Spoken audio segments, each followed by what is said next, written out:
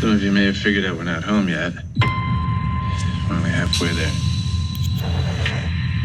Mother's intercepted a transmission of unknown origin. You got us up to check it out. Human. Unknown. Alien life form.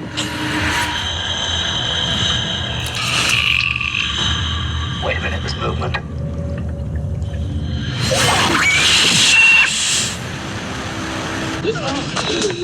What? There's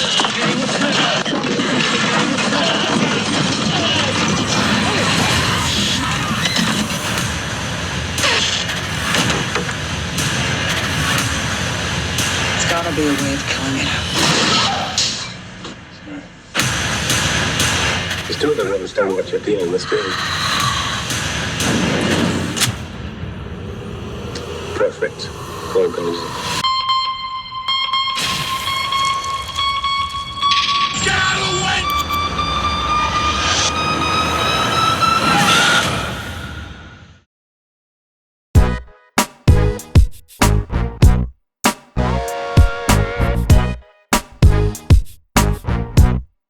Welcome back to the channel, everyone, where we love talking about movies and more. I'm your host, Mason Phillips, and today we've got another retro movie review for Alien, 1979's Alien. This is the director's cut version that I'm reviewing from 2003. Alien Romulus is coming out this week, so I thought I'd give you guys a bonus retro movie review. I still got Back to the Future coming later this Saturday, but today I wanted to give you a surprise drop for the original Alien. Now, like I said, I'm reviewing the director's cut, not the original theatrical cut, but from what I understand, there's only a few minor changes made to the director's cut. They added a few extra scenes in. I think this is only like 1 minute shorter than the original cut, and it helps to kind of streamline the film from what I understand. So I did watch the director's cut. I didn't watch the theatrical cut, so that's where I'm coming from in this review. Now, before we get any further in this review, I want to ask you guys to hit that like button, subscribe, and hit the bell icon so you get notified when new videos go live on this channel. When you guys do that, it always helps me out, and I greatly appreciate it. We already made it over 100 subscribers on the channel, so guys, thank you so much for supporting this channel. It means so much to me, and I can't wait to see where the channel goes from here. Now, before we get any further into this, let's talk about the plot. In deep space, the crew of the commercial starship Nostromo is awakened from their cryo-sleep capsules halfway through their journey home to investigate a distress call from an alien vessel. The terror begins when the crew encounters a nest of eggs inside the alien ship. An organism from inside an egg leaps out and attaches itself to one of the crew, causing him to fall into a coma. The first thing I've got to start with is this movie is suspenseful from start to finish. This is a movie that came out in 1979, but it still holds up to this day on a watch in 2024. This was the first time that I ever saw Alien. This was actually my first experience with any movie in this franchise. It's been a long time coming. I've been meaning to get to this franchise for so long. Starting this YouTube channel is a great excuse for me to get into movies that I haven't seen and have been meaning to watch for a long time. Finally got a chance to watch this. Came out at the right time because we got Alien Romulus in theaters, so I thought it was so timely, so topical that I jump into it right now. And so I had a blast with this movie. I'm not really the horror guy. I don't really watch horror films. They're just not really my cup of tea, but I do go into the thriller type of films. And I would classify the Alien series as more of a thriller over a horror type of series. You can have arguments over that in the comments, but this movie kind of teeters that line of horror and thriller, and it was just the right type of film for me to get invested in, get hooked into. I love this movie. It was so suspenseful from start to finish. The opening credits and the opening sequence alone just really helps to set the tone for what this movie is trying to do. Create this isolated feeling, this feeling of being alone, the sense of being out in space and having no help from the outside, and you're up against the odds when you're out in space alone like this. That opening title sequence just helps to create this feeling of suspense. The score alone helps to create this feeling of suspense. The score was composed by Jerry Goldsmith. He really helps to create this sense of isolation, this sense of dread and terror, the sense of there's something around the corner, lurking around, ready to pounce on you. It just creates this great sense of suspense as you go through the movie. The music is very few and far between. I actually really appreciate that. It's something you'll find in a lot of older films, especially from the 60s and 70s and 80s. The musical score usually was not included through a large part of the film. Ridley Scott chose to pull the score back and just kind of let the scenes play out. Let the feeling of the scene play out. The sound, just the ethereal sound effects of just walking through the set, walking through the scene. Let that be the suspense. And the music comes in as a bonus. So the music comes in to help elevate that sense of suspense. And I thought Jerry Goldsmith did a great job with the score. I just love the sense of dread that it creates. And it was so perfect. It was tied so well to the story.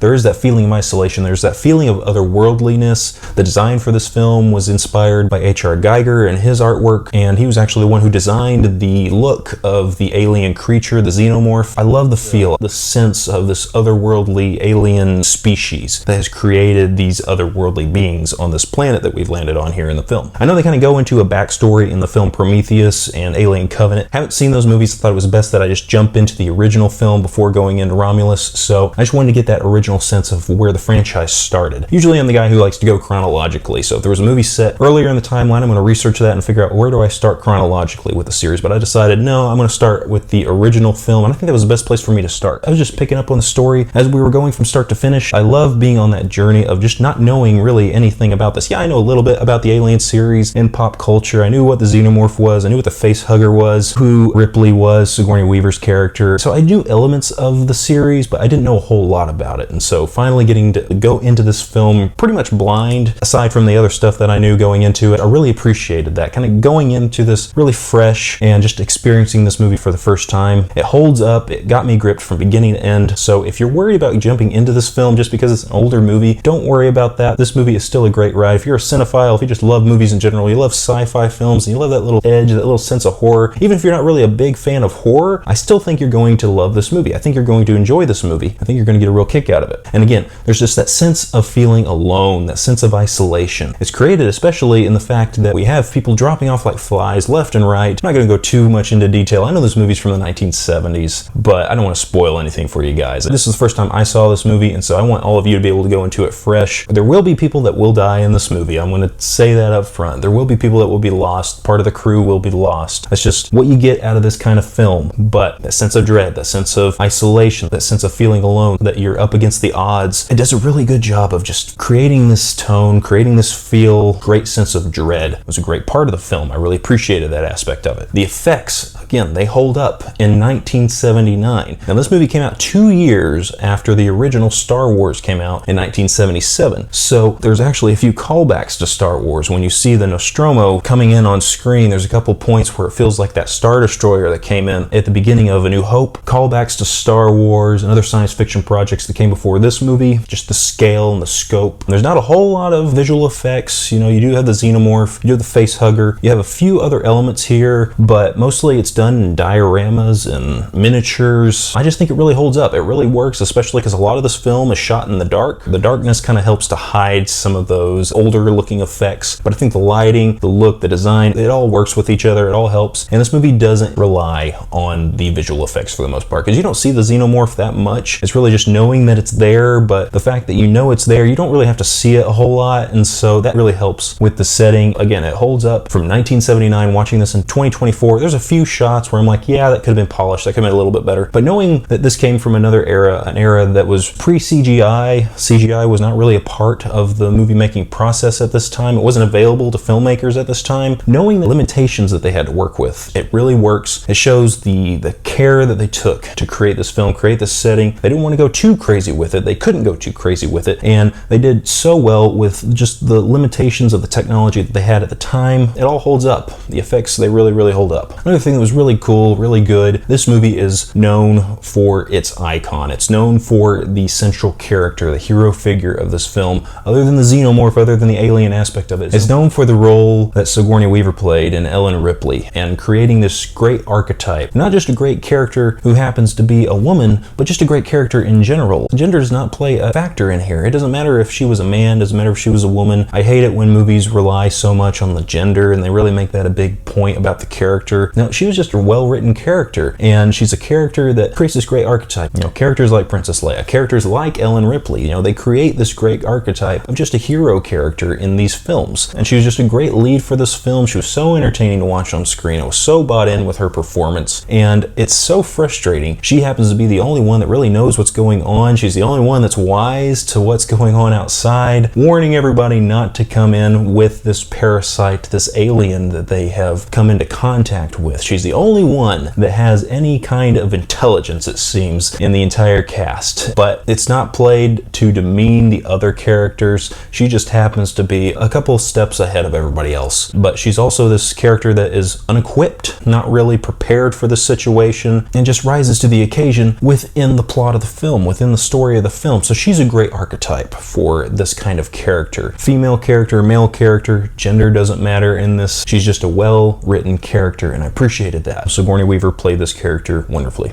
I briefly touched on the production design earlier. Inspired by the artwork of H.R. Geiger, this production design, again, creates this otherworldly feel. Not just the space station, but going to this alien planet where the xenomorphs come from. You see a bit of the society that used to live here, established this world, this planet. Love the production design here. Again, I think it's flawless. I think it's so inspired, and it just works. It just works. It helps to create this otherworldly feel, this otherworldly science fiction feel. It's something that I think is lost in a lot of modern films, but it was so prevalent in films of the 1970s and 1980s, and I just love this era of filmmaking. I love this era of production design. Not that movies today can't harken back to this, but I just think films of this era, of the 70s and the 80s, they really knew what they were doing, and Alien has such a wonderful production design. Now, a lot of this is practical. A lot of this is done in a practical set, a practical environment. The production design, I think, is flawless. It really helps to build the character of the film, a world that is designed so well. This film, at the end of the credits, I knew for sure why this movie was so well regarded when it came out back in 1979 and why it's still regarded well today. I think this movie still holds up even after all these decades later. It still holds up to this day